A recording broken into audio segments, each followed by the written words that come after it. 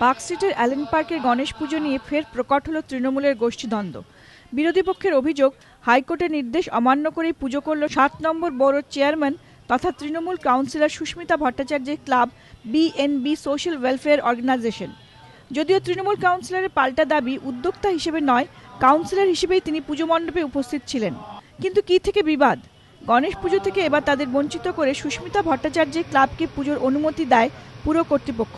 এই অভিযোগে হাইকোর্টে মামলা করে স্থানীয় তৃণমূল নেতা অশোক শর্মার ক্লাব। হাইকোর্ট দুপক্ষের বক্তব্য শোনার পর পুজো আপাতত বন্ধ রাখার নির্দেশ দেয়। তারপর নতুন করে আর কোনো ক্লাবকেই পুজোর অনুমতি দেয়নি পুরসভা। অশোক শর্মার অভিযোগ, হাইকোর্টের নির্দেশ অমান্য করেই সোমবার গণেশ পুজো করেন সুস্মিতা ভট্টাচার্য। কোর্টে যাওয়ার পর কোর্টে একটা অর্ডার হয়, যেটা পুজোটাকে ওদের যে কর্পোরেশন থেকে যা দিয়েছিল পারমিশনটা, সেটা খারিজ করে দেওয়া হয়।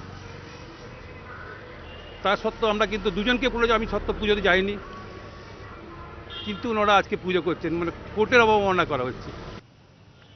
যদিও সুস্মিতা ভট্টাচার্যের দাবি, মণ্ডপে তিনি উপস্থিত হয়েছেন স্থানীয় কাউন্সিলর হিসেবেই।